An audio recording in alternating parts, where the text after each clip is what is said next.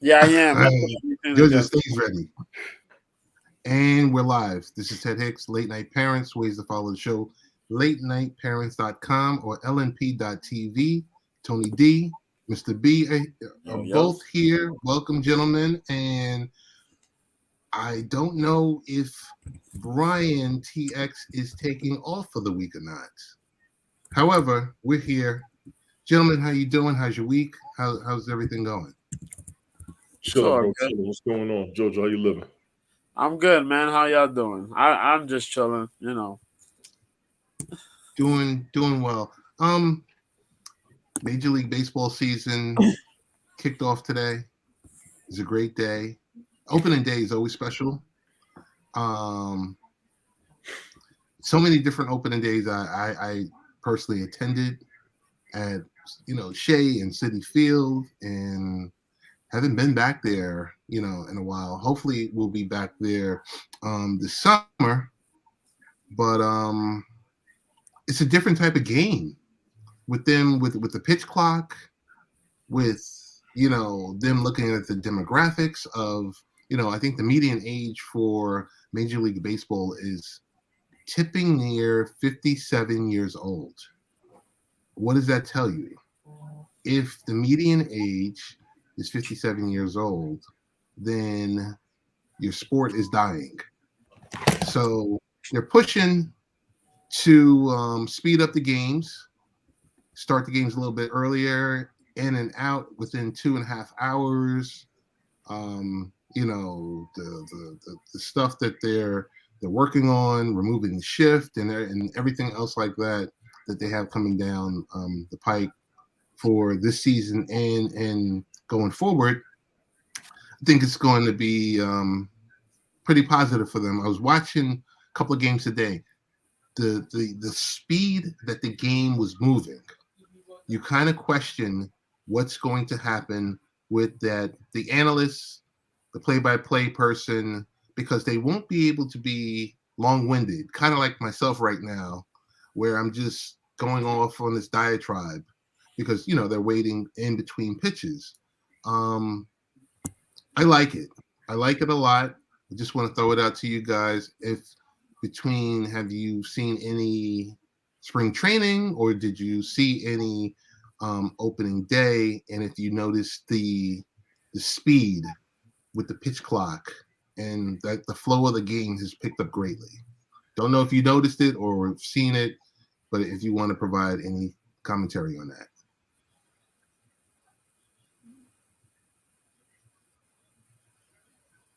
Oh, your mic, Tony.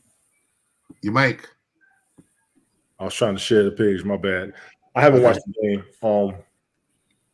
I didn't catch it. I did see the new. I think Verlander's on IL already for the Mets. Verlander is on IL already, and nothing but Yankee fans were reaching out. And I'm sitting there saying, okay, we got a 40-year-old pitcher, co-ace. I think both of them are 40 and better, or 39 and 40. This stuff is going to happen. But I'm like, it happened already. Right. I don't know what to say to that, but that's another thing. So many people. So at my job, the TV's up. They have the baseball themes going. Everyone's walking around with the Yankee jersey. Aaron Judge hits a home run. Everyone's losing their minds, and they're like, he's going to hit 162 home runs this year. I'm like, please stop. Right. Stevie Wonder, what's going on? Sadie, what's going on? How y'all doing? Hey. Hey, everyone. How's everyone doing? So it's a new season. We're going to see a lot of people on IL. Why? Because, players aren't made the way they used to be made, and I don't know. You would think with sports medicine and everything else like that going on, they'd be a little bit more durable. Mm-hmm. So that's my take on MLB. We will, during the season, we'll have like Bucko Bruce and a few other people fly in to the show. Bucko. To spew their whatever, everyone's a homer. Want to get into, so tonight's title is called a huge historical first. That's all we're gonna say. Huge with a Y. Yes. So, Tony, you've been doing some random broadcasting. Oh yeah, There's always a new inspiration. of course. I love the last show that you put up within the last 24 to 36 hours. Appreciate it. With some of the stars that we've learned to love over the years. Have fun. What was your inspiration? Yesterday, actually, Tuesday was one of my sister's birthdays, and I was trying to put something together just on my own. I was like, I don't know what I'm gonna do, and I thought about it as far as hers and some of the jams we used to listen to when we was kids. So I ran that for about an hour. Ran some old school MC Light, Salt and Pepper, Queen Latifah, Roxanne Shante, a little bit of Sweet Tea, Lauryn Hill, The Conscious Daughters, and even Nonchalant for you old school hip hoppers for real. So that was fun.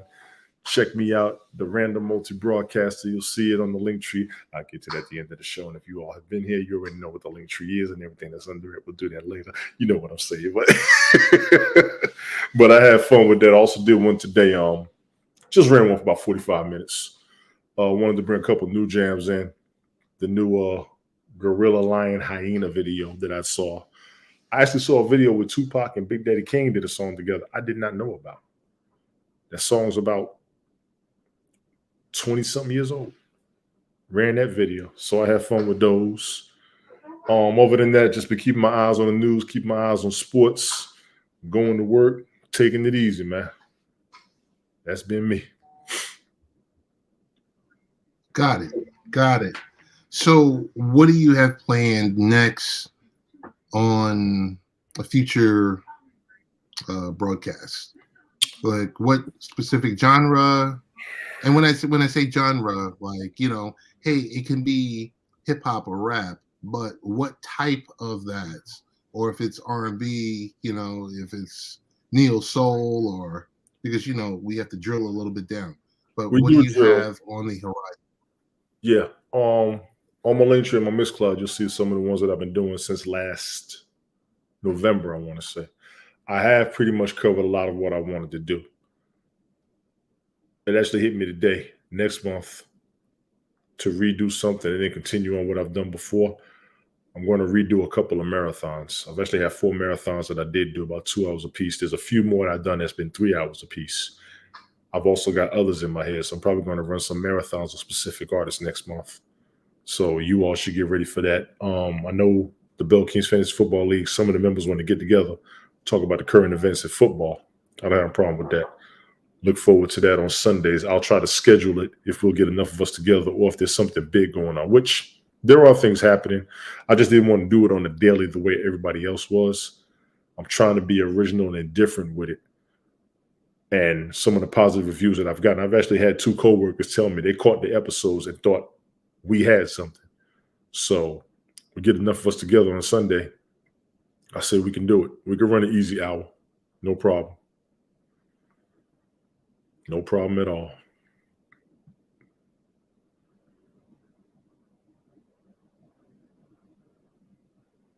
Ted's doing a whole lot in the background, JoJo. Yeah. I was trying to share the stuff out on Facebook and everything else like that. Yeah, I was sharing too. Yeah, so the other piece about that is Bell Kings. I like Bell Kings. A lot of people might associate it with football. I still think you could make Bell Kings anything you want to make it. You can make it could be fantasy basketball. It could be like, for something like that, I just see it as it's so vast, and you could take it into any type of industry. I mean, we could be sitting here for Bell Kings talking NHL. We can get an NHL expert on Sunday and talk about it. We could. I can do football conversations easy. I thought about including fantasy basketball in there because I do that too. But there's a bunch of players, and this season had a lot of injuries. It was driving people nuts. The 2 leagues that I did play this season, injuries was killing everybody's rosters. Imagine trading on the daily, and then you get an injury that same day. Then you don't know what you want to do. And then one of your prime players goes out, and then somebody picks him up, lets him sit on the bench, and when they're reactivated, you can't get him back. You can't even negotiate a decent trade. So what I've done was, by my draft, make sure it's going to try to last all season. I've actually been in there and made changes every day. It's redundant because sometimes some of the waivers don't come automatically, especially if somebody already has one before you. The waiver processing and then your waiver order, according to how you recruit players, throws the whole system off. I said, I'm going to just draft my position, just keep it. I'm going to keep it. They got to be out for the season for me to drop them. And then guess how they got me this season? They put John Morant suspended indefinitely. I dropped him in one league. He came back 2 weeks later, and I can't even get him back. And he was my number one pick in both leagues. One league, I couldn't get rid of him because when you make the first pick, that's the person you can't get rid of all season. So he had to sit down there for a couple of weeks, but he came back good, even though I still lost the league. It's a mess. It's fantasy basketball will be a lot, but football is a lot easier for me because they're weekly games. Fantasy basketball is daily for quite a few months. It's daily. Yeah, for quite a few months. Yeah. And a lot of people don't do it because they say it's too much to keep up with. Not for me. I mean, if we watch, what's even worse is fantasy baseball. Yeah, I can't. I don't even do fantasy baseball. Let's look at what's going on right now. Verlander's out IL already. My man Diaz, the pitcher. Yeah, Edwin Diaz. Sure. Edwin Diaz. He was out before the season started. What are we doing? What are we doing here? What they showed. Brian's in here. Brian's here. Here we go. Brian. Here we go. I'm glad I took my nap. So, I don't know, on Twitter today or Instagram today, Edwin Diaz was already on social media working out. Oh, he coming. And people were already starting he'll be back by September. Absolutely. He'll be back. He's I think he enjoys the energy behind him, which he had plenty of last season. The Mets haven't had this much energy behind them in decades. We can all agree to that. So he's a big factor. He's a big face. And I'm like most of these players. You're paying me that type of money. If I can be healed, I can be rehabilitated in time to get back on the field, I'm going to do it. I respect that. When the owner, a lot of people can say a lot of things about this owner. Steve Cohen. He turns around and says, I'm going to get him his own nutritionist, his own chef, this, that, boom, out my pocket to make sure that as soon as he's ready to come back, he's going to be good to go. I want to keep it immediately. He said something last year. Actually, when he bought the team, I saw the changes he was making. He was furious with last season's results, and it was all over the news. He's pretty much going Steinbrenner on the Mets. Look at what he's doing. He's going very Steinbrenner. He's going to get everybody. He's going to take care of everybody. What Darryl Strawberry said about the Mets, I think, broke a lot of our hearts. And I think he wants to change the image. He wants to change that image, and I'm all about it. So big ups to him. He's bringing them in. There's a lot more energy in those games, and I think a lot of us who are baseball fans or even fans of the team, we see it. Well, he's challenging the other owners.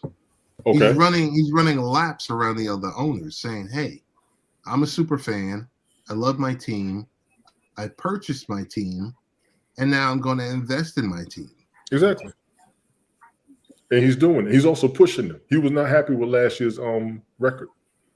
He said he wants better, and he wants more. Because they won 100 games last year. They won 100 games. And they won 100 games last year. Yeah, which is huge. So that's the progression. Now you got to go for the playoffs. Yeah.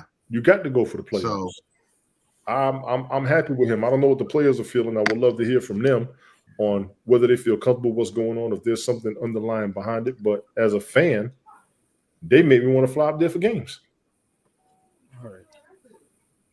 Yeah. And get a trumpet as a souvenir.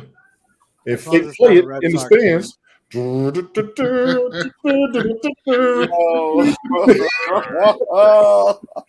do it. So good job, Mr. Cohen. and let them boys play ball, please, sir. Just go and let them play. Just Shoot me let right now. Like Coach Boone, Denzel Washington, remember the Titans. Let them play. Just let them play.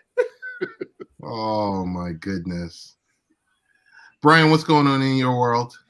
Right. Nothing much, man. Just working and just trying to just work and ignore the BS going on at work. So Okay. All right. yeah, Yep.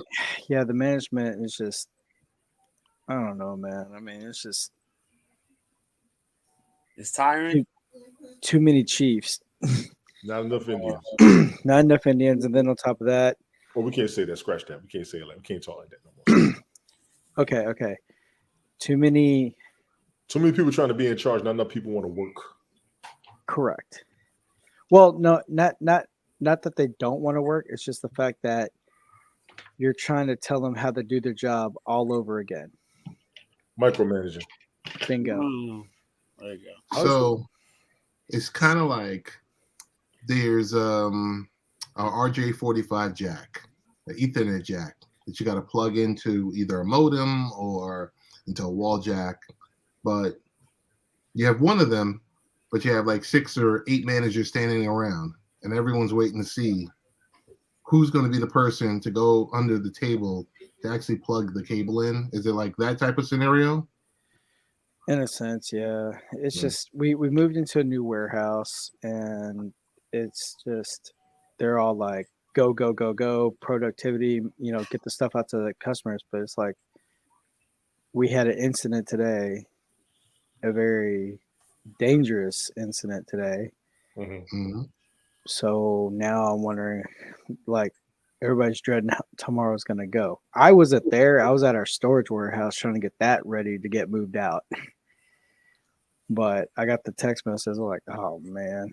So basically, I don't know how, but anyway, someone had put some corrosive liquid at the very top rack, and one of the other guys caught it. He was like, how did that get up there? So he tried to get it down, and apparently it wasn't wrapped very well, and it spilled. Why did you say that? I knew you were gonna say that. It spilled and landed on some bleach, and hazmat came out, and Oh no. and we're only in day 4 of operations there. Ooh. I wouldn't put that on the internet though. Jeez. Is everybody okay? That's the first thing. That's fine. Good. Okay. But it's just like, golly, man. Yeah, that's a lot. Not good. That's heavy. Way heavy. So yeah, that was my entertaining, fun day today.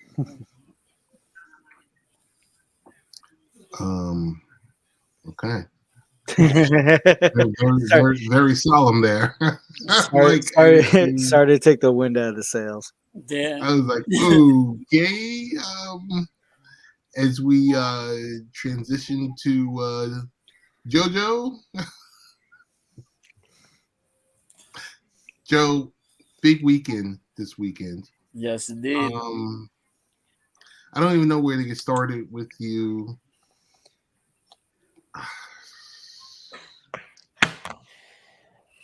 Did you hear the Nick Khan? Well, first of all, Nick Khan has been on every media outlet, within the last 48 to 72 hours.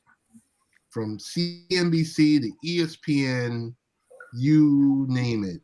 From Fox to here to there, because he said they're kicking off their new media rights deals as of WrestleMania weekend. Yep. So something we said, I would say a year ago, when I used to watch you and TJ. Yeah. And I'm like, they are making so much money hand over fist, making like $650 to $700 million a year between NBCU and Fox, just in the US. Joe, from the way money is being printed nowadays, do you see the next deal being 1x, 2x, or 3x?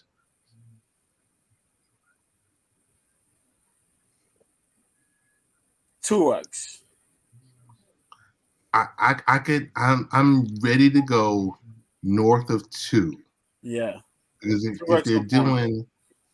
doing like 700 million a year, I could see 1.4 billion, if not more. Yeah. They've learned how to work. That's the thing.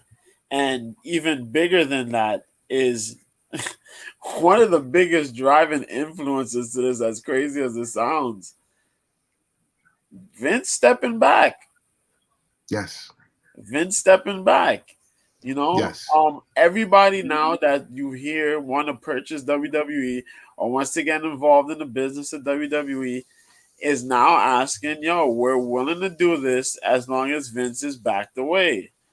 As Vince's influence is not as much as it used to be, or Right. barely non-existent, you know, we're good. And that's what's happened. A lot of stuff is flown. And, you know, while everybody was clamoring about, oh, you know, we got to do, you know, business cuts and this and that and trying to get that money, those dudes saved a lot of money during 2020, a lot of Yes. money during 2021. And from 2022 to now, they have made a lot of revenue. A lot of revenue. Yeah, a big part of that too, Triple H is he pretty much fought to where he has creative control. That's what it is. A lot of people garnered a lot more interest. They want to see what Yes. Triple H is capable of doing. Yeah, So you got a lot more of those fans, and he's managed to make these events, making the move to now getting more of the outside the US shows. Like, did they Clash at the Castle? They well.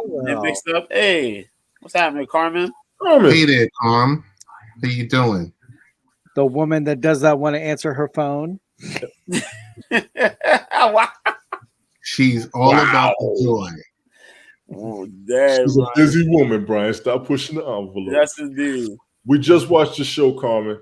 You're always doing a good show, honestly. As always. Yes, Yes, I always that's enjoy it. Carmen, You great always have a show. decent roundtable. Yeah, you always have a decent round table, so for real. Love it, love it, love it. For real. So we'll hit you on a text, maybe even tomorrow, and just find out what's going on with your world.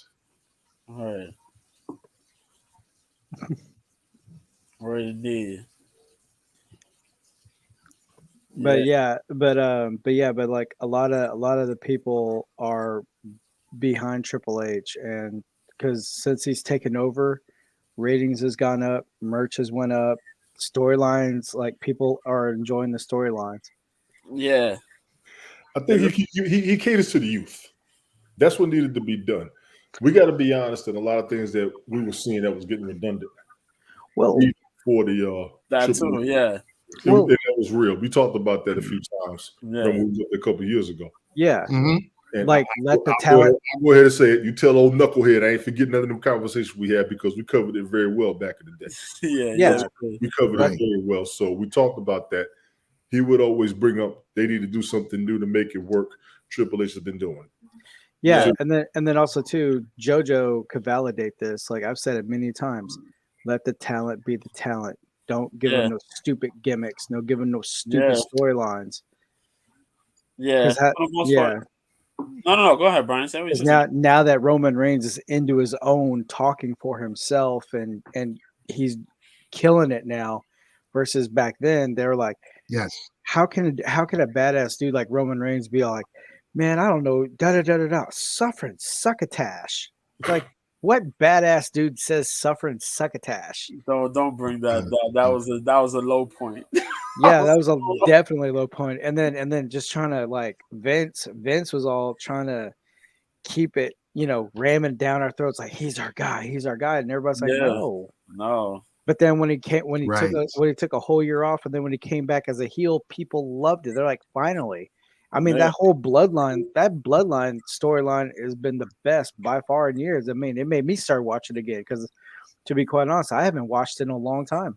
I only catch highlights.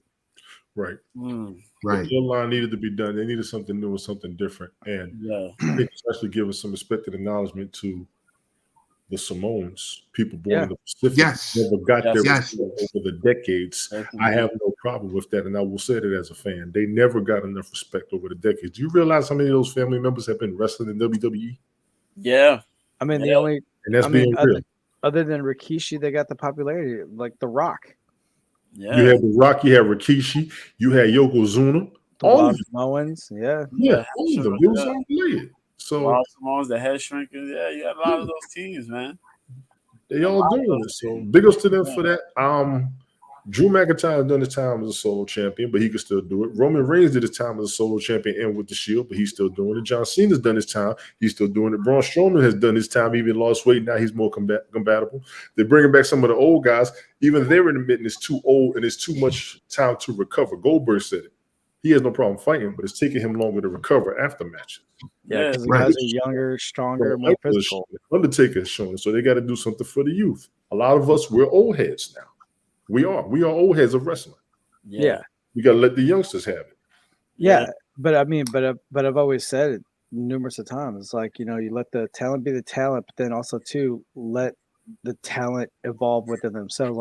Like collaborate with them versus just telling them this is the script, live Yes. it, love it, follow it. And then Vince, True. and then on the rumor mill too, like Vince would be, he would, because like a lot of the story writers would be like, they'll hand him the script and Vince would be like last second. It could be 5 minutes before the show, before Raw starts. He'd be like, Yes. nah, we're gonna Yeah. scrap it. Chunky, We're gonna scrap it. rewrite I'm gonna it. change it. I've heard he's done that. Yes. I've heard. Yeah. So that's bad business. Yeah. Joe, I have a question for you. Sure. How important is the library in the new media rights deal? That's a How big important? the getting the media rights. You got to understand how long the WWE, WWF has existed. This is Right. one thing you got to understand. And they're not just collective of themselves, they're collective of everyone else that they've owned throughout the history of pro wrestling. Literally owned. Yes, every organization, every territory, all that stuff.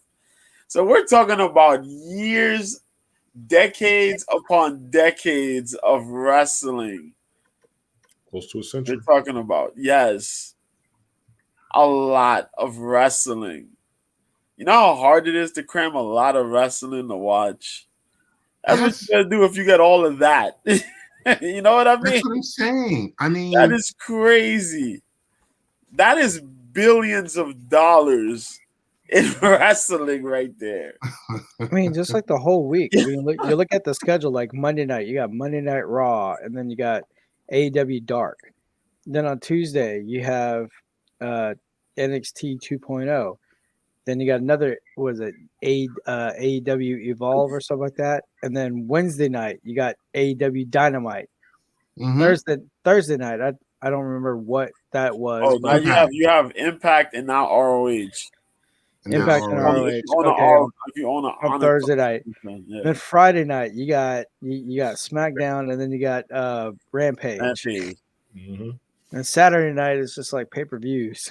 Yeah, and in between it's there you got 605. MLW. You got MLW too. In Yes. space of Yes. all that. And the thing about it was like what really caused WWE to do their pay-per-views on Saturday versus like their Sundays like they normally do?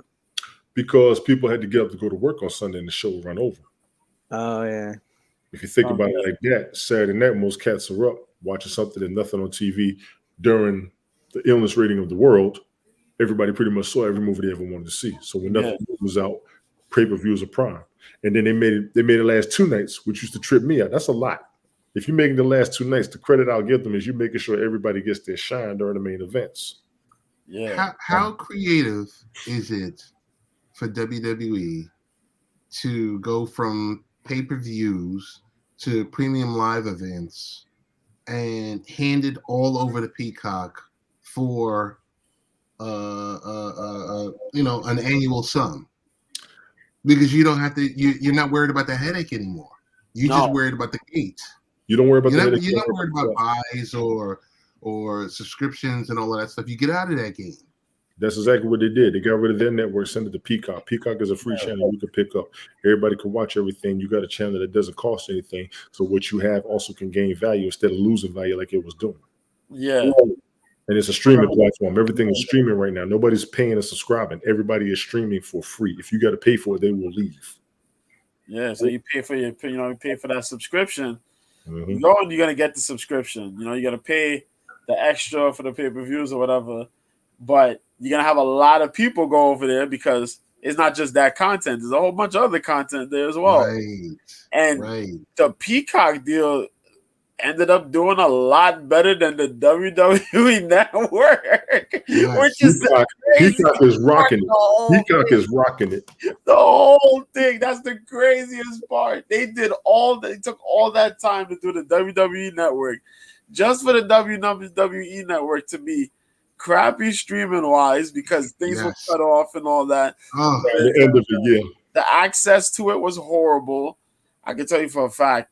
And then magically they did fix it, but then it still had issues and not quite all the content was quite there. it was glitchy. It was failing in streaming numbers, in numbers. Smoke was good. So then that's what happened. It switched over Smoke to was Peacock. going on. And that was happening around the end of the network from what I saw. Yeah. And it tripped me out because I got it when it first came out. It was fine. I just wasn't watching all those shows. I only got it for the pay-per-views. My problem with that network was you couldn't watch Raw, SmackDown on there. Yeah. All you Right. got was for the interviews and everything offline. So now you got everything set up somewhere. Like for me, Yeah. it's included in my cable. Yeah. Not even necessarily have to pay for Peacock. I could watch them. Yeah. Amazon, I think, was going to get a deal with it or something like that. Where they Oh, Potentially. dude. That would have been awesome. Potentially. that would have I don't been know. bananas. So this weekend for WrestleMania, I see you, they're Carmen. going to have all the partners at WrestleMania. So Fox is going to be there, NBC is going to be there, Amazon, Apple, It's big deal. ESPN. It's going to be a very huge night, Ted. It's big. Yes, Every- and Yeah, Hollywood. everyone wants Going to a be bigger piece. and better and more marketable. This is going to be Right. a That's marketing why event. we are Hollywood, Yes. gentlemen. That's why we're Hollywood. Everyone wants a Literally. piece of that business. Yep. So we were talking in pre-pro. How bummed are you or not that the Usos against Sami Zayn? Kevin Owens. I don't know. I mean, I'm kind of That's smoking stupid. I'm kind of stuck. No, I like it because it branches off because now the story breaks because now you got Roman and Cody like doing their little saga, and then you got to have Sami Zayn and Kevin Owens who's been dealing a lot with the Usos. So now it's kind of like, where does this story end? Yeah. I really do like it. I'm enjoying it. Yeah, I like it, man. I like it. I am upset though because of the placement it is on at the card, though. The placement. The placement is in Oh. the middle of the card. It's in the middle. Yeah, it's in the Okay, middle. I would rather take the mid card versus the kickoff show. Let's run the card, shall we? No, if Run the they're card, no, if Jojo. they're on the mid card, that's perfect because at least that gives them time to shine versus being on the kickoff show or the first match. So this is how it goes for night one. Ready? Yes. So we got Braun Strowman and Ricochet versus the Street Profits versus Alpha Academy versus the Viking Raiders. What? That is the WrestleMania showcase match, tag team showcase match. Then you got Rey Mysterio versus Dominic Mysterio, which has been the storyline of the dad and the son. The son betrayed the dad, joined the evil team. Now Rey, after being nonchalant about trying to fight his son, finally said, "Forget it, I'm gonna whoop you." That's what's going down. So then we got Tony, Becky that's Lynch. Ghost against Tariq. Huh? I said, Tony, that's Ghost against Tariq. Better be Kane and the dad too. So, Word. Kane yeah, and so- Sean. but that's a first though. We've always seen brother versus brother, brother-in-law versus brother-in-law. We never seen a father versus son. Not really. No. Um, Cool. Do we really want to see this? no. Yes. Is it a big of a deal? Well, for the Mysterio name, it is, because Ray's getting his Hall of Fame. We know soon he's gonna retire. Dominic, you know what I mean? That's his son. He's kind of been a little rusty, but he's kind of been okay. It's early in the WrestleMania card. I'm okay with it. You know what I I'm mean? okay with that. Has okay Ric with Flair? Did Ric Flair ever fight his kids? I think he fought his Oh son. yeah, he did. He did. Fought He his son one fought, time, didn't he? he fought his son, yeah, in WCW. David Yeah. Flair, yeah, but David Flair. I got you, Squad. That's exactly what I'm thinking about that. Yeah, And that's then, what it was. and then we saw Vince. But on versus Stephanie. WrestleMania, on a big level, Oh wait, I This did is take the that first. back. I do take but it back. but I don't really. We seen Vince versus Shane.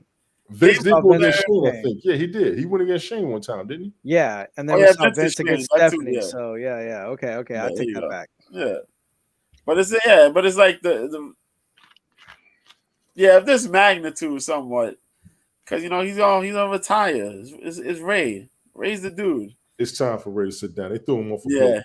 What else they gonna do with this? You know what's crazy though? Ray's like 40-something years old, and that motherfucker's still flying better than most of these wrestlers out here. Yeah. That's the craziest part about it. Yeah. But yeah, we got Becky Lynch, Lita, and Trish Stratus versus Damage Control. That's gonna be a good match. That's gonna be a good one. That's gonna That's be a gonna good be a one. good I think one. that's gonna be okay. I think it's gonna Becky's be gonna have to okay. carry it. I think it's gonna be okay. A little messy in between, but it'll pick up. It's on Damage Control's end though, because it's on Damage Control's end because you got two of the biggest veterans in female WWE. wrestling, yes. Yeah. Yeah, Trish and and it's Lita. kind of like their like dream come true. Like I get to wrestle Yeah. my idol. Yeah, Yeah. so you gotta have so EO, Dakota, and Bailey, y'all gotta pick it up. You know what I mean? So then we have Right. Usos, Usos, Sami Zayn, and Kevin Owens. The long time bloodline storyline is gonna come to an end here. We'll see what happens. Usos, Sami, yeah. Charlotte Flair and Rhea Ripley, 3 years in the making. That's gonna be good. Since they robbed, they had to fight the match in COVID during COVID pandemic, and That should Charlotte be the main beat event. Rhea, which sucked. Sucked horribly. That should be night one. That should be a main event. I agree. That should be a monster. Night Yeah, one. and it didn't have to. It didn't have to happen, but it did happen. That was horrible. But then you have John Cena and Austin Theory. John Cena coming back. John Cena. The folks love John Cena. Regardless of how you feel about John Cena's managed to carry the WWE on his back and take it to next level type stardom, bro. We always said when The Rock left, they probably want to be another guy like The Rock. Boy, were we wrong. John Cena showed up, man. John Cena is not The Rock, but this is what John Cena does. For wrestling. Let me give you another Right. level. John Cena is promotion for WWE because he's making movies and still doing matches. That's what I'm talking over about. a duration that I don't think That's any other what- wrestler has done. That is true. Yeah, and that's why I say it, because the fact The Rock went to movies and then The Rock picked and chose when he was gonna come back to do this stuff. Yeah. Right. John Cena said, "Yo, I'm gonna do these movies and I'm gonna keep doing this because the fans like this. I'm doing this for the fans." And that's what was the difference. That's why I always give him his props. Yeah, you got to. I disappeared. I don't know what You happened. disappeared. That shit keeps happening. I don't understand. You went kayfabe. Well, it's okay. I got my MMA picture there, so it's all good. It's a dial up. So Check the Joe, camera there for real. while Check you the work camera. while you work through the camera, what are your thoughts about Austin Theory dropping a belt to John Cena on Saturday, and then Cena dropping the belt on Monday Night Raw? That'd be crazy. That'd be crazy. Defeat the purpose. And I'm gonna tell you something. I didn't have a problem with that, but it's happening too often in wrestling now. Mm-hmm. It's happening too often in wrestling where people win a title and within a 1 week period they lose it. I don't understand that. They could be beat. Dude. All right, because they weren't scheduled to win. It's dumb though. It's incredibly stupid. Yeah, I'm yeah, really it is stupid. Like for instance, when Zack Ryder won that Money in the Bank or the Intercontinental Championship from a ladder match on yeah, WrestleMania, yeah, and then he lost it the next night. yeah. So apparently, when things go like that, it's like the wrong guy won by accident. Nah, that don't make no sense because he I won know. I and know what everybody you're went saying, but crazy, and yeah. they killed the guy's buzz that way. Yeah. Like Yeah. for example, Got Damage buried. Control had the tag titles.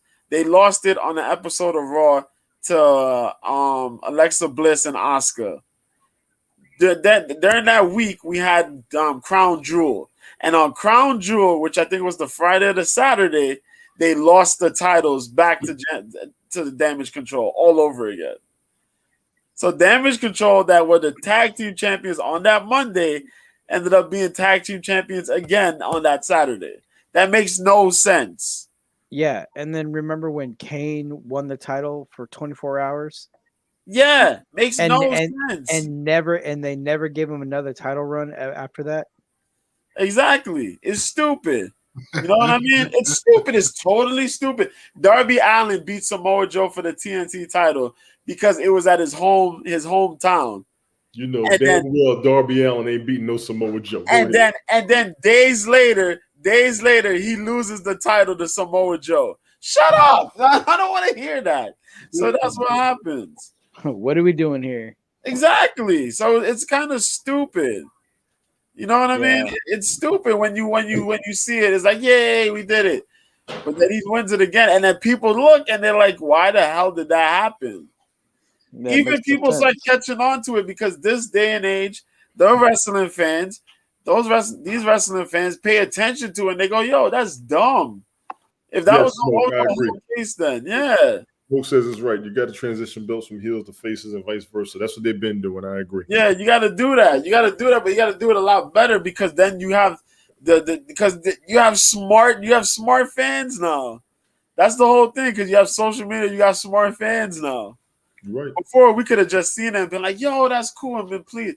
But now you got social media fans that look and they question it, and you see the boards and you see why that happened, and they're like, "Oh my god!" And then that's what happens. That's the problem. And that's real talk. Yeah. So, but yeah, I agree. yeah. So that's what happened. So, Joe, Yeah. are you basically saying how Dan Le Batard said Stephen A. Smith and Skip Bayless destroyed sports media, kind of like the way Sean Ross Sapp has just destroyed wrestling? Y'all are rough, boy. Y'all are rough. Oh my god. Yo, so what's going on with night 2? So night 2, man. They got Liv Morgan and Raquel Rodriguez versus Natalya and Shotzi versus Ronda Rousey and Shayna Baszler versus Sonya Deville and Chelsea Green in a Stop. WrestleMania showcase match for the women. Stop Two it. necessary tag matches. Now let's talk about it. Stop it. That's This gonna was be supposed to be bananas. Chelsea Yes. Green and Carmella. But for some reason, Carmella is not in this match, and they replaced her with Sonya Deville. I Okay. don't understand Yeah. it, but okay. She's not injured, is she? Jeeves was good. I don't know what's been going on with her. Jeeves. Yo, Jeeves. What's going on, Jeeves? They've been fluctuating. Carmella's been fluctuating on and off TV. They haven't even given a reason as to why that's happened. Like she just chose to. But it is what it is. Then we have Brock Lesnar versus Almost. Now, I gotta see Brock that. Lesnar versus Almost. They're making it entertaining. Almost is a giant. Almost is about 7'3". 7'5", 7'7", something like that. He's tall as hell. Yeah. Then you got Brock Lesnar, who's a monster. You know what I mean? He's an old monster. Yeah, he's an old monster. But you He's seen him old. moving on Monday? They Yeah. did this little segment, and that man was hitting a 4-0. You know what I mean?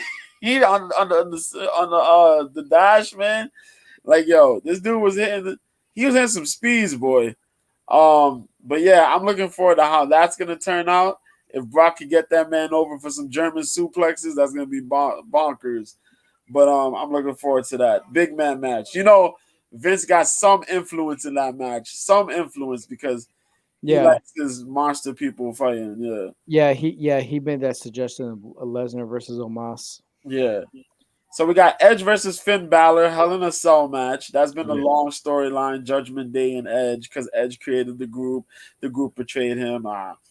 Gunther versus Drew McIntyre and Sheamus for the Intercontinental Championship triple threat match. That whole storyline is kind of crazy. Gunther's really showed up to be a real big beast time. of a dude. I've loved this dude throughout the Indies, and I said if he ever made it to the WWE, God bless, and God bless indeed, because he's done a terrific job. He's out of Austria. He's wrestled in Germany and throughout the world. A young guy too. I'm 36. He's about 34, 35, give or take. Yeah, but I mean, he's done pretty well for himself. Sheamus, I think this is Sheamus's final run in the company. He might retire after the end of this year or next year. But yeah, man, good match to go on. Then we have Bianca Belair versus Asuka for the Raw Women's Championship. Bianca Belair knocked it out the park with 2 WrestleMania main events, I think. Mm-hmm. And then off on nights, 2-night, 1 main event. First female to do that? And yeah, I think she is. Because I think Stone Cold might have done that. Yeah, but female-wise, I think she is. I think she's the first female to do that. I think she might be the first female other than since these night 1, night 2 stuff, yeah. She's been the first, yeah. So no. She opened the night. She closed night 1 with Sasha Banks. I remember. She opened this night. She opened last year against Becky Lynch. There you go. That's what it was. Okay. I think that's what it was. So yeah.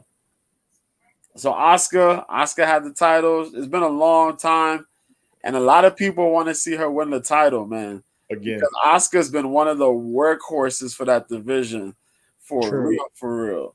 So that's gonna be a good match. And then we got Roman Reigns and Cody Rhodes. Y'all know the deal. Roman Reigns head of the table. Cody Rhodes was in AEW. Legacy match. Do things. They didn't want him to do it the way he wanted to do it. Legacy. They didn't want to. Everybody wanted him to turn heel, but he wanted to be face. There's a lot of other weird stuff going on in AEW. He decided, he did his thing and he left. People were trying to clown him. Now he's the most over thing in the WWE besides Zayn and Owens.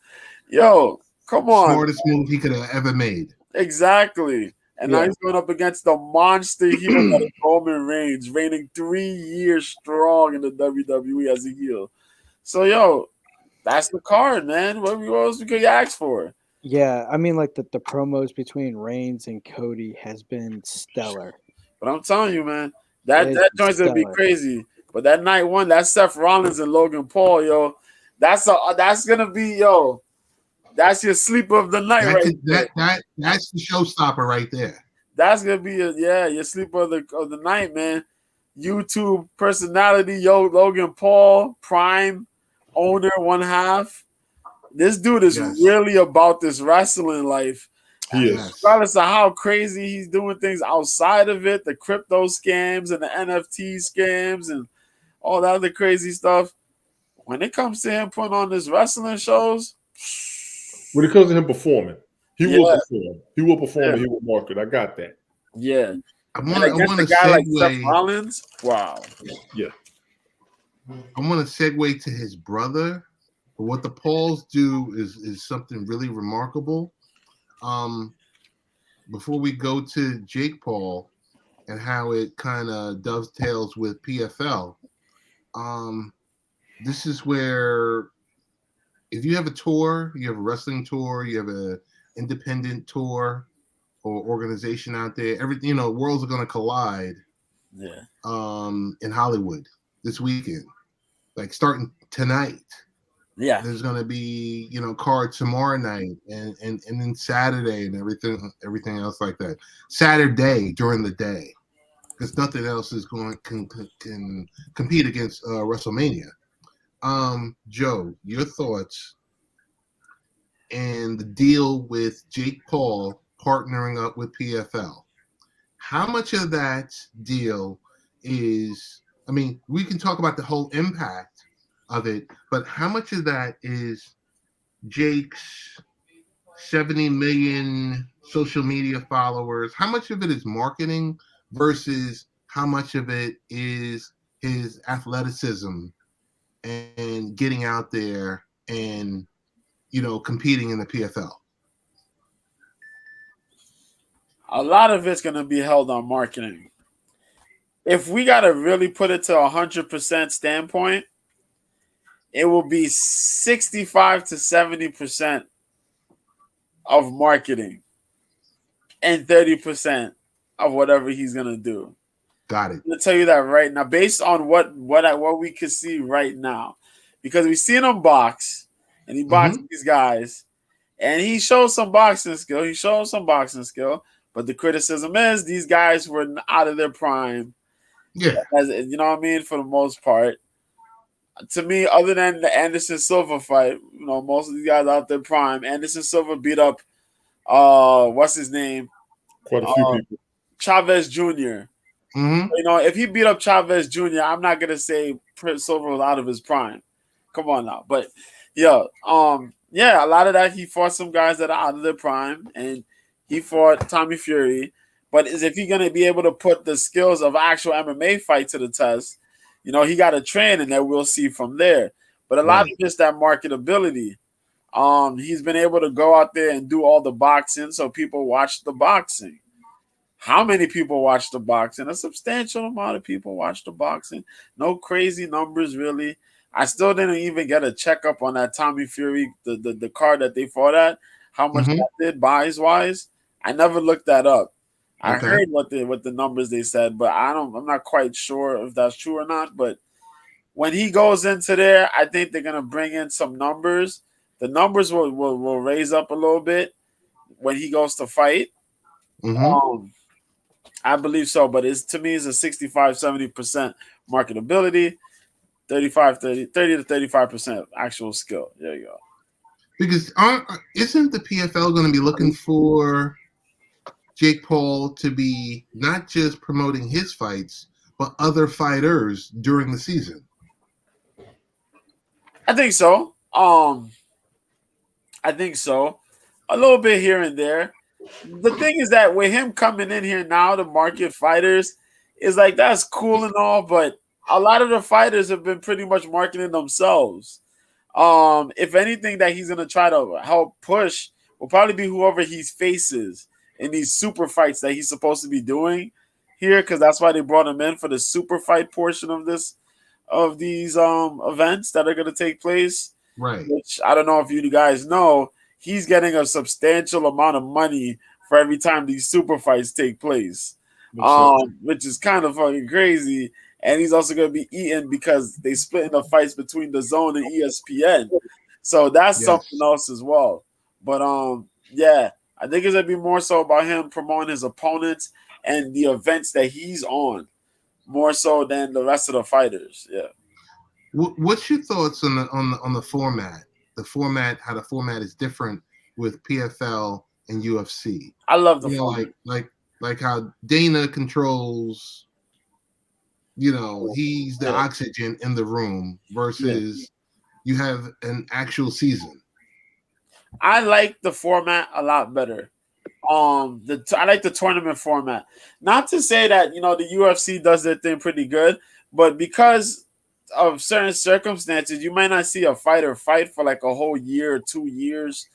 They're sitting back because they don't get enough fights throughout the year. Whereas you have the PFL, you could get a select number of folks, you bring them in, you have them compete in the tournament. You have 16 fighters. Yeah, 16 fighters. Is it 16 fighters? Yeah, 16 to 8 to 16 fighters in within a space, right? You match them up, you have them fight, and the guys, who make the points progress. People who lose, you know what I mean? You lose, but you have 2 fights, and in the preliminaries, you have 2 fights. You score enough points, you get to the semis. After that, you get from the semis to the finals. The quarterfinals, and the same. Yeah, you guys understand what I'm trying to say. Yes. But you have the point score, and you have that. But in that format, you go out there, they get paid. They get paid really well for the tournament format. Yes. Then you progress and you go through. But not only that, unlike the UFC, you're getting your sponsorships. All your sponsorships are there. So you could be riding with anywhere between your 1 or 2 to like 5 or more, and you're good money. You know what I mean? So you get your sponsorship paychecks, which is always cool. And you could rack up anywhere between $50,000 on your sponsorships, depending on how good they pay, even more than that. And kind of like how when people get jobs and you work, but then certain jobs you get tips, and some people can live off their tips. That's how the you know what I mean. It was with MMA, and same thing with boxing when you get your sponsorships. So a lot of people get paid off the sponsorship money more than the paycheck. So they pay substantially well, and then you have your sponsors. And if you make it to the final, you get $1 million and win the championship. You know what I mean? So that $1 million is real, people. Facts. When they take taxes out, if you're living in in Florida and stuff like that, where they're lenient on taxes, boy, you're feeling happy about yourself. So when taxes come out. What does it say that Francis Ngannou is signing a deal or has signed a deal with the PFL? Frightening. It's frightening. Straight up frightening. You talk about a 200+ pound man, maybe 300 pounds, who could put people in the other realm. You know what I mean? Knock people into the shadow realm. But 36, knees a little iffy, but if he's gonna go fight, he's chasing the $1 million. That's straight up. Right. He's chasing the $1 million. Who I need to fight for $1 million? Who I need to fight? Don't fight him. Don't fight him, because even if he taps you, we're not gonna see you wake up till like 2 months, Tony. So you gotta chill. I feel you. It was $1 million, man. I got strong. My bad. Go ahead. But yeah, man. I'm happy to see that he getting an offer. They offered him something big. Then if he's willing to sign, they offered him something big. They gave him a really good pay, and that means not only that, they're giving him options to do something else. Right. That's what it is as well. So he's probably getting some options to box or do something else on the sideline when the season's over. And he could chase that $1 million. I ain't mad at it. Facts. I ain't mad at it at all. We lost. Brian had to dip out. So Brian, big ups. Get you some rest. Knew you had a long day, dog. Word. Yes, sir. Before we get on out of here, we got to talk Anthony Joshua. I really don't want to talk him because I think he's a waste. But he said, I think he said he's going to retire if he doesn't win this weekend. Joe, your thoughts? Oh, God. Yo, let me tell you something. Anthony Joshua's fighting this guy, Jermaine Franklin. Jermaine Franklin is 21-1, people. If you don't know, they're fighting this Saturday. We have to touch on it just a little bit. His last fight, he lost to Dillian White. Now, Dillian White got smoked a couple years ago by Anthony Joshua. Okay? Mm-hmm. Other than that, this guy is okay. He has pretty decent cardio. He kind of moves all right. You know what I mean? Nothing crazy. He's okay. Anthony Joshua should be able, with his skills and ability, to beat this guy, cruise to a decision. Get a knockout somewhere within 10 rounds. I'll say that. It's a 12-round fight. Should be able to finish this within 10 rounds. That's just honestly speaking. This is just a fight to reboost the confidence within Anthony Joshua, get the fans back on his side. You know what I mean? I think they're more so on his side because contract negotiations between Usyk and Fury. You know, while Joshua was able to do those, Fury wasn't. So I think a lot of more people are going to be cheering for Anthony Joshua here. But Joshua should be able to finish that. The card itself is okay.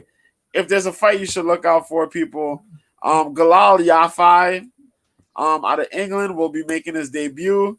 That man's a gold medalist boxer. He'll be fighting a guy by the name of Moises Caleros, who's 34-10. Look out for that. That's gonna be a damn good fight, a good showcase for the boy Galal. That's at the 112 division. There's a couple other good fights on this card as well, but for me, that's the one thing you pick out from. I want y'all to see that. That's on the main card, so check that out. Yep. Yeah, that's that. Yeah, that and what's that? Ramirez and Dogbo. That's a fight going on too on ESPN Plus.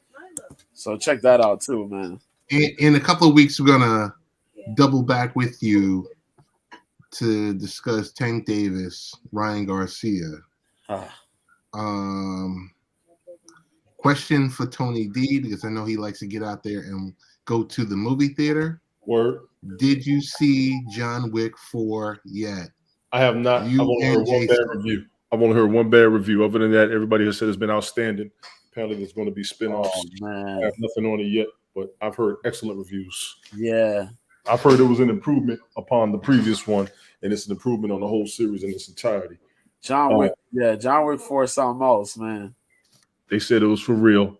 John Wick 4 is something else. I don't have any complaints about that franchise at all. I just don't know how many more people he's going to beat up and how many different ways he's going to beat people up. But apparently there were new ways in that movie. All I can tell you is that even though that joint is action-packed, it's going to hit you in the feels, bro. It's going to hit you in the feels. For real. It's going to hit you in the feels. I didn't expect it to, but it's going to hit you in the feels. I didn't expect it to. Yeah. We don't want to give any spoilers for the ending, but for them to do a John Wick 5, would it have to be a prequel? How would you do it? Last year, Keanu Reeves, I think it was out last year, the year before, he said he would do as many movies that the fans want to see. I don't know what else they're going to do. I mean, Keanu Reeves has been fighting people since The Matrix. Yes. Yep. And big ups to him for being as universal and being as loyal to what the fans want to see. I got to give him his credit. I don't know what else he's going to do, and I got to see this one because John Wick 3, when him and Halle Berry was fighting and the dogs was jumping in on the fight, I'm like, okay, what else are we going to do? That shit was fire. That dog. Was fire. Dog. She sent the dogs out. And what she did with that water bottle, I can't forgive her for. I just won't. While he was in the desert, that was just, ugh. That was grimy. Yeah. They're gonna have to put him in the Marvel Universe or DC or something next. Oh my god. I want to give a quick update. I think we were in the green room, but I remember telling a story about a pothole being in front of my house and me calling, yada, yada, yada, all this other stuff, acting a fool. And they came yesterday and fixed it. Wow. You ought to be ashamed. You ought to be ashamed of yourself for not having patience, Ted. You probably watched the broadcast. That's what it was. That's what it was. You ought to be ashamed of yourself. They showed up, plugged it, rang the doorbell, and I'm like, what? They had to get around to you, I told you. Gotta have a little bit of faith. Tone, have you been hearing anything about retailers pulling back on free shipping, 2-day shipping, overnight shipping? No, but I did feel that last October, November with Amazon and Amazon Prime with a couple of packages that either did not come at all or did not come within a reasonable time due to shipping issues. So something new has come down. I have not seen that, no. Okay. Last story is your take on Amazon the NFL trying to appease Amazon with they were trying to throw out their flexing Thursday night games. Do they not I saw that story. care They about look the health of the players? Mhm. I mean, we know they don't, but The players don't want it, from what I've seen. the players don't want it. They don't want it. I would suggest, I'll throw this out there. The players don't want Thursday night football. We want to see as many games as possible as fans. Mhm. Amazon should get some games Saturday. The whole weekend to be full of football. You got Saturday, Sunday, Monday. But Friday is high school, Saturday is college, Oh, Sunday yeah, is the pros. yeah. Okay, so we got to look at Sunday, Monday. It's going to have to be everybody on Sunday. Now, you got people that watch Red Zone. You got people that want to see the highlights. You also got people like us who have more than one device to watch everything. For me, it will help to watch my team. I'm in the area outside of where my home team is. Say my local team came on whatever network. Now, Amazon has shown games. Yahoo has shown games. Yep. I think even Twitter had done it at one time. NFL.com has done it. They got apps over there, free and paid for. We need as many avenues to see not only the local and regional games, but also teams that we want to watch, especially those of us who are into not necessarily the gambling, but the fantasy sports. Yeah. And as of right now, since gambling is becoming so prevalent, even with wrestling, which people think is mind-blowing, but damn it, they're making it money. All I'm saying is I would like to see Amazon get some of them games. I would like to see Yahoo Sports get some of their games back. Yahoo Sports will do the regional games. What about people picking up their favorite teams? But then that's going to start a monopoly with people who got all these teams all over the place, i.e. the Steelers, 49ers, and Cowboys. Right. Huge fan base, loyal fan bases everywhere. The other teams may not feel the revenue. Got it. I don't know what to say. And I'm just throwing those scenarios out there as far as something that can be looked into. All right. If it hasn't been talked about. I'm glad they held or froze the idea of flexing Thursday night games because I'm just like, you're asking for. I just go back to Tua when he caught the concussion that Sunday. Yeah, and then he caught the second concussion that Thursday night. Yeah, when everyone knew he shouldn't have been out there in the first place. I was a big proponent against him playing, but he had a successful season afterwards. Big ups to Tua. Yeah, but that was still dangerous. I agree. You know, he's sitting there and his fingers are like, stroked.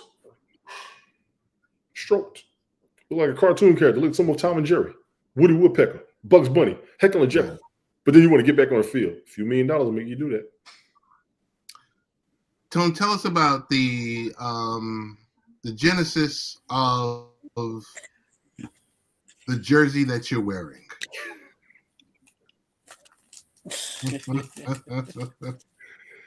Oh, where do I begin? And I had to think back. I remember a picture I took in this jersey. It was 0405. I bought this jersey a long time ago. I know a bunch of y'all be like, that's kind of fly. Where'd you get it? This thing's over 20 years old, y'all. This is an old FUBU jersey. I'm very picky on my clothes. A lot of times if I buy something, I don't plan on getting rid of it no time soon. I didn't think it was going to last this long. These are some of my favorite colors. It's a football jersey, one of my favorite sports. It's kind of going to go with me. So all of you out there who think this is too old, do me a favor, check your jersey that's 20 years old. Tell me how they look compared to this. You know what I'm saying? Many a washer, a dryer, and a state has seen this jersey. Oh, my goodness. Nice. Joe, what are we streaming this weekend? So, what are we doing this weekend?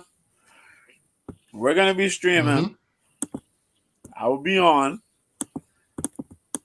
tomorrow, you know, I gotta do the show with Mike. Because Yes. last week Coach we were coming supposed to do the show. We were supposed to do the show, but technical difficulties happened. He had to do dad duties, so it is what it is, Respect to the dad duties. for sure. Shout out to So- the real dads out there. Word. Yes, indeed. So I'll be on. We'll be streaming Bellator 293. That's gonna take place on Friday.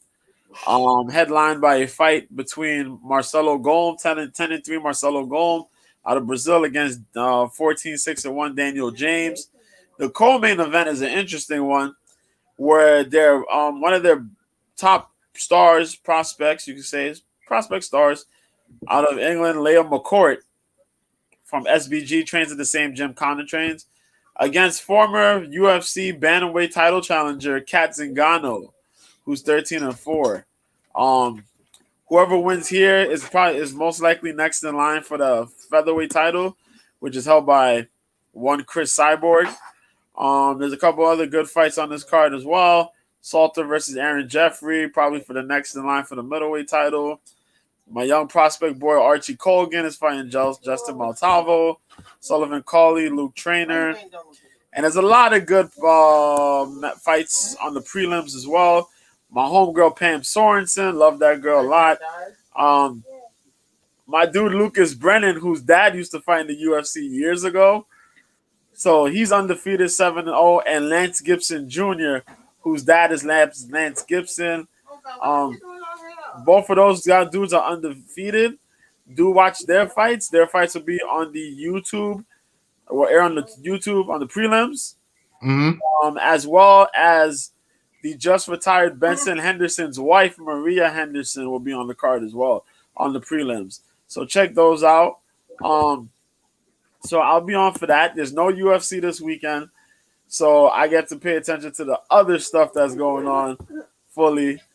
It gives me more time for the following week's card, UFC 287. So is that joint Bellator? I'll be doing Bellator Friday, the Joshua Franklin fight on Saturday, as well as PFL 1. They kick off their tournament within the featherweights and featherweights, and I think it's light heavies. Okay. Yeah, featherweights and light heavyweights. When they do the tournament format, they put two weight classes on the card. So this one will be featherweights and light heavyweights. Then they'll probably have the heavyweights and the women featherweights. There's no lightweight tournament this season. No women's lightweight. So no women's 155. Some of them will be cutting down to 145. So this will be our girl who's won previously a couple times, Kayla Harrison, cutting down to 145, which a lot of people want to see how these people are going to cut to 145, how they look now. But yeah, man, this joint headlined by last season's champion Brendan Loughnane fighting the former. Before this became the PFL, this was the WSOF. And when it was the WSOF, they had an undefeated fighter by the name of Marlon Moraes. Marlon Moraes went to the UFC. Marlon Moraes left the UFC going on a bad losing streak. And he's shown up back to the organization here in his former organization because it's still owned by the same guy that owns WSOF. Crazy, right? So he's in the main event here. You got a lot of other fights here. Thiago Santos, who formerly challenged John Jones for the light heavyweight titles in the co-main event. We got a lot of other guys here. A mix-up of really good talents. Impa Kazaganai, who was with the UFC, is coming back here as a light heavyweight. There's a lot of good names, man. I recommend you guys watch this. You got a ESPN Plus. ESPN Plus subscription. Do catch it on there, man. It's really good watching. So I'll be out there. We'll be watching that on Saturday. So it'll be the Joshua fight and PFL 1 on Saturday. Underlying thing, for people who don't know, because it won't pop up here unless you go look for it. Jorge Masvidal, Gamebred Boxing. Masvidal. Yes. The headliner. From Gamebred. The headliner. Yes. Anthony Pettis former WEC and UFC lightweight champion, is fighting the multi-time champion of 2 weight classes, the king himself, Roy Jones Jr. What? Oh no. Yes. Yes. No. Yes. On the undercard, we also have freaking Vitor Belfort fighting Jacare Souza. Two former MMA fighters. But here's the fight on the undercard that's going under that's really crazy. Former UFC longtime veteran, a man who was in the UFC for like over 15 years, Jeremy Stevens, Little Heathen Stevens, who fought in 2 weight classes, will be fighting the former WEC UFC featherweight king, Jose Aldo. For people who didn't see Jose Aldo box in Brazil, boy, you're going to be surprised at seeing what Jose Aldo going to do in his boxing fight on Saturday. Jose Aldo can box. It is weird, but he can box. And a lot of people think he's old, but he's only 30, 35, 36. I don't like these freak shows. I'm cool with that. I'm cool with Aldo and Stevens doing it. I'm not so cool amped up in Roy Jones versus Anthony Pettis, but we'll see how it plays out. Because outside of the time when he fought Mike Tyson in the exhibition, everyone remembers Roy Jones getting clocked and falling out straight on his face, and people was like, yo, is he going to be all right? Yeah, he kept going to sleep everywhere. You know?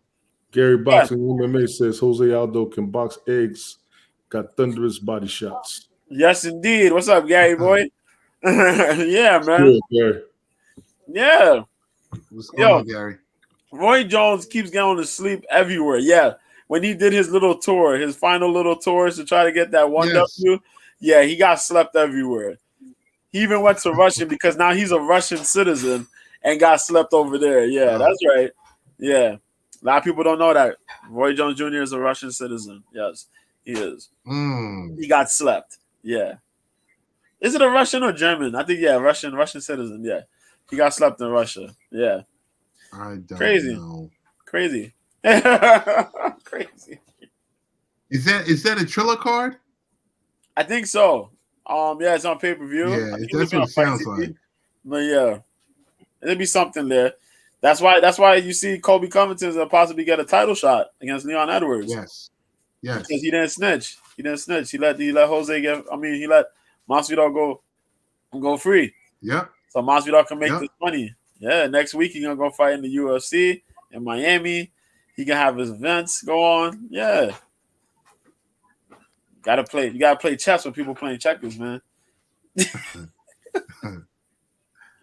One last item, and then we'll go around the horn real quick. Tone, if I say Redbird Capital to you, ring a bell? No. Redbird Capital is the company that is in agreement to air Sunday Ticket in bars, restaurants, and hotels. That was the last piece of the NFL media rights deal. So starting in September 2023, Sunday Ticket has partnered with Redbird Capital to bring in Sunday Ticket to commercial properties, in addition to already being available in individual homes.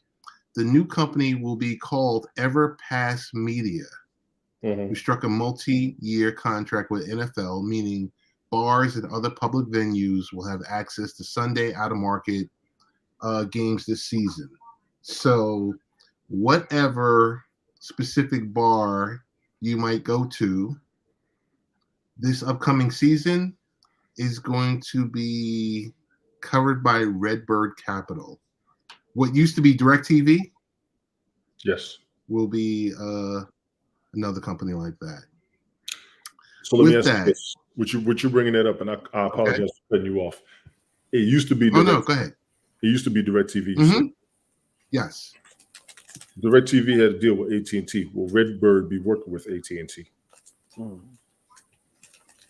Yes. So DirecTV had residential, but it also had commercial properties Yes, they for did. roughly 20, 30 years. Yes. They figured out that they were losing money, paying $1.5 billion a year towards the last 10 years, they started losing money.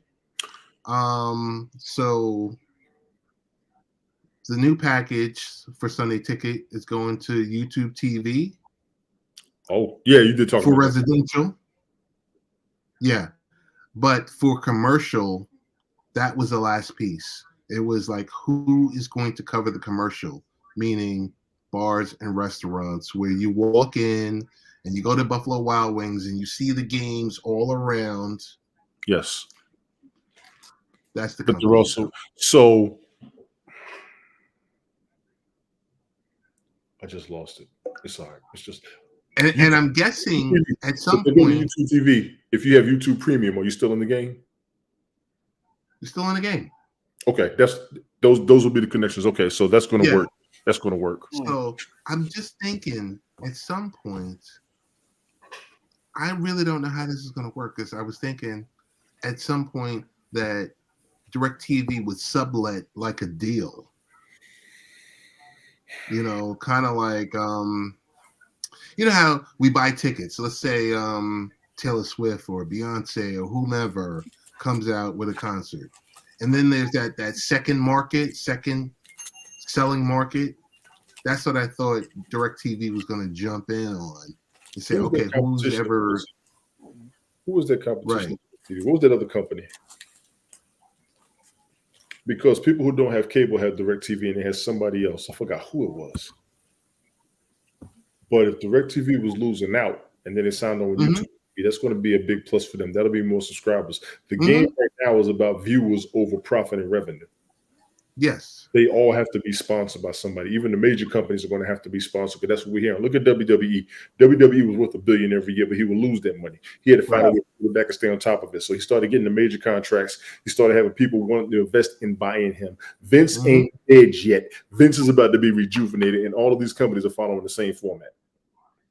Believe it or not, and Joe could tell us, Vince owns like 40% of the WWE. WWE. Yeah, he owns 40%. Yeah, but Stephanie stepped away, so I think he's gonna get at least 50 back if he wants it. But I think the way they're looking at it, they're ready to cut media deals. They're ready to cut actual deals.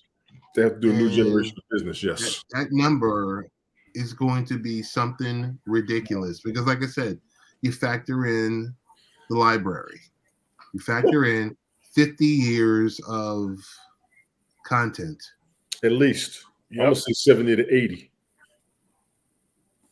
Yeah. I'm going to say 70 to 80. I think it started back in the 40s or 50s with his dad. That's when it was like WWWF. Yeah. Yeah. I'm talking about he counting the black and white catalog, and then you got to count. I'm talking about WWF and then WWF. Yeah, talking about taking all the WCW and WC, AWA, all of them. Yes. Every last WCCW content. You're talking about taking the ECW content. You're talking about they're gonna have more letters than you're talking all of that content. Oh my God! So these the red. You said Red Star what? Redbird Capital. Redbird Capital. If they take over DirecTV, they're going to run it. They're just working on this deal with the NFL. They're only in there for that. Right. A lot of these hotels are also running DirecTV, not just the bars. Some of the hotels are running it too in the rural areas. That's going to be huge. Oh, yeah. That's what I'm saying. Hotels, bars, restaurants. It's going to be huge. Commercial properties.